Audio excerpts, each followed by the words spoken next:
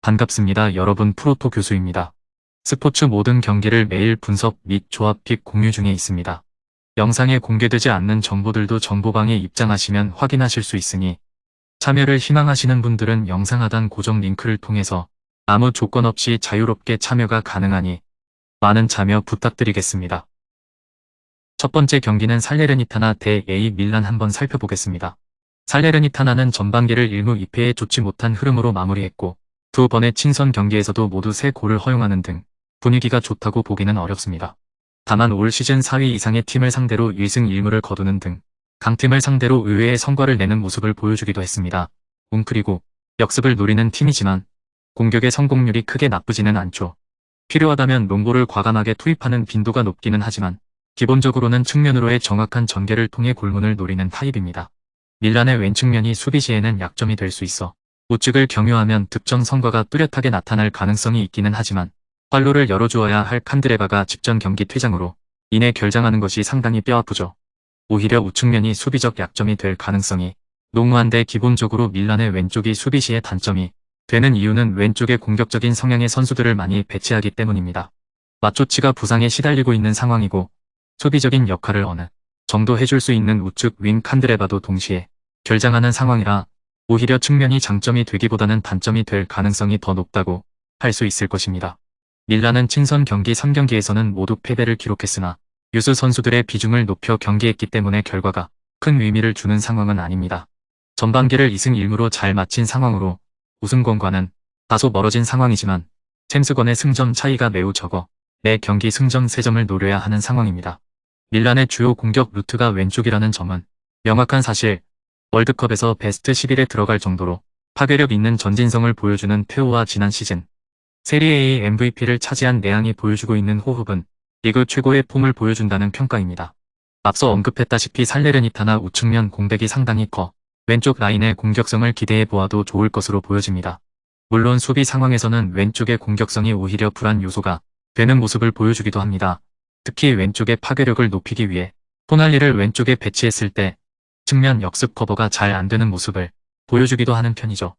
그래도 직전 피오렌티나 전에서는 수비력에 강점이 있는 베나세르를 왼쪽에 배치하면서 테오가 비운 자리를 베나세르가 커버하도록 하는 움직임을 보여주는 등 전술적인 시스템 자체는 잘 만들어져 있는 상태입니다.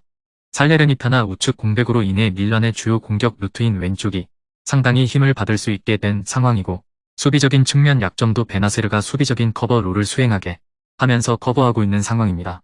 올 시즌 10위 이하의 팀을 상대로 밀란이 지지 않고 있으며 멀티 실점을 내주지 않았을 정도로 밸런스가 상당한 모습을 보여주고 있다는 점도 참고하면 좋습니다.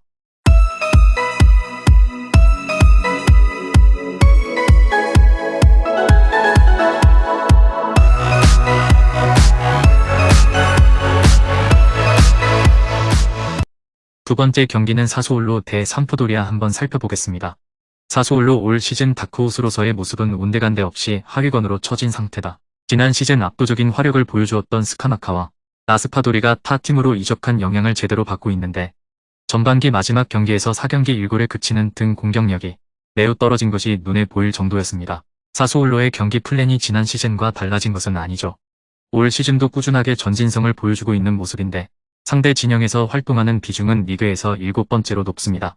결국 이적생들의 폼이 지난 시즌 주력 공격수들에 미치지 못하고 있고 기존 자원인 베라르디도 자리를 비우는 경우가 많아지는 등 개개인의 폼 저하를 원인으로 지목할 수밖에 없는 상태입니다. 감독의 시스템적으로 고칠 수 없는 문제이기에 더 답답한 노릇일 것입니다. 다만 하위권 팀들을 상대로는 전승을 거두는 모습이었죠.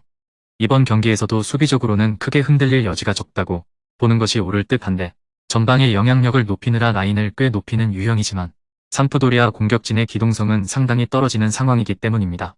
실제로 12위 이하의 팀을 상대로 올 시즌 멀티 실점을 내준 적이 없고 무실점 비중도 67%로 꽤 괜찮은 편입니다. 삼프도리아는 강등권에서 헤매고 있습니다. 선수단의 노쇠화가 상당히 진행된 상황이라 팀의 에너지 레벨이 상당히 떨어진 것이 단점으로 지적된 모습이죠. 특히 공격진은 사실상 노인정이라고 보아도 할 말이 없고 대부분의 공격 구성원들이 30대를 넘겼습니다. 부상으로 인해 공백도 심한 상황이지만 남아있는 가비아디니, 카푸토도 에이징 커브가 나타나고 있는 모습이죠. 에리스가 그나마 공격진에서 기동성을 담보할 수 있는 자원이지만 공격 포인트의 생산성에 있어서는 실망스러운 모습을 보여주고 있습니다. 참고로 올 시즌 리그에서 두 자릿수 골을 넣지 못한 세리에 A 팀은 삼프도리아가 유일하죠. 수비진도 노쇠화가 진행된 상황이면 마찬가지. 콜리 마이너스 무릴로가 올 시즌을 기점으로 30대를 돌파했고 그나마 만 28세인 페라리가 수비진 내에서 가장 젊은 자원입니다. 이 와중에 라인을 꽤 높이는 방식으로 접근하고 있어 카운터 어택에 상당히 취약한 구조, 라인업의 한계점이 너무 뚜렷하게 나타난다고 할 수 있을 것입니다.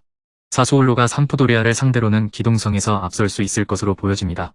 삼프도리아가 팀의 에너지 레벨과 기동성이 상당히 떨어진 상황임에도 불구하고 라인을 높이고 공격적인 기조로 운영하고 있는데 공격진의 성과는 미미하고 오히려 역습에 취약한 구조를 띠고 있는 상태입니다.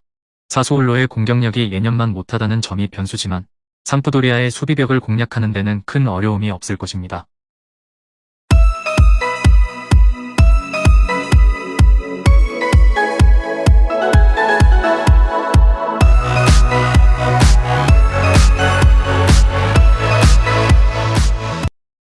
마지막 세 번째 경기는 토리노 대 베로나 한번 살펴보겠습니다.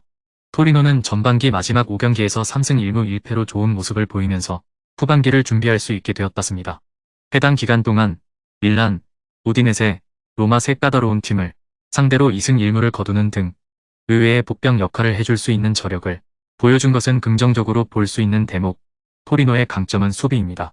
다만 라인을 극단적으로 낮추면서 대응하는 것이 아닌 전반부터 강하게 압박을 가하면서 빌드업을 미연에 방지하는 스타일. 올 시즌 토리노보다 전방에서 활동하는 빈도가 높은 팀은 피오렌티나 한 팀뿐입니다. 지난 시즌 경기였기는 하나 인터밀란을 상대로 1대1 압박을 가하면서 1-1 무승부를 거두기도 했습니다. 상대의 빌드업을 틀어막는 시스템은 강팀 약팀을 가리지 않고 통하고 있다고 보는 것이 옳습니다. 다만 전방에서 활동하는 빈도에 비해 득점력은 상당히 떨어지는 편입니다. 벨로티가 팀을 떠난 이후에 좋지 못했던 득점력이 더욱 좋지 않아진 상태죠.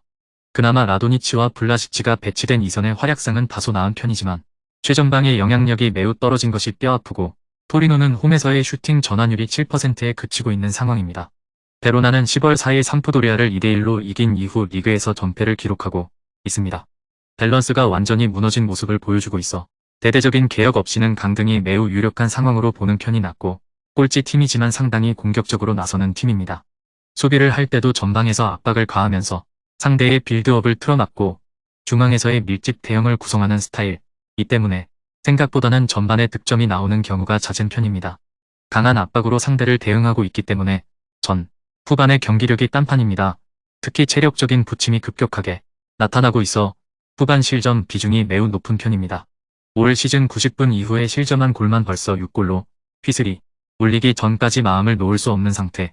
물론 토리노의 공격력이 올 시즌 실망스럽다고는 하나 베로나는 올 시즌 압도적인 리그 득점 꼴찌인 삼프도리아에게도 실점을 허용한 바 있습니다. 전방에서 활동하는 빈도에 비해 최전방의 영향력이 아쉬운 점은 뼈아프나 베로나의 수비력이 매우 좋지 못한 데다 빌드업도 롱볼에 의존하고 있기 때문에 토리노의 수비력이 빛을 발할 수 있는 경기입니다.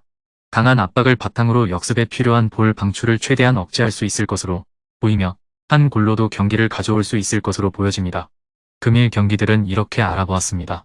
좀 더 다양하고 많은 정보를 원하시는 분들은 영상 하단 댓글에 링크 클릭 후 문의하시면 아무런 조건 없이 정보방 입장 가능하니 입장하셔서 정보 받아보시길 바라겠습니다. 그리고 영상에서 리뷰하지 않은 디테일한 정보와 조합픽은 매일 교수 정보방에서 공유하고 있으니 꼭 참여해보시길 권장드리며 이번 영상은 여기까지 하겠습니다. 시청해주셔서 감사드리며 늘 여러분들의 건승을 기원합니다. 감사합니다.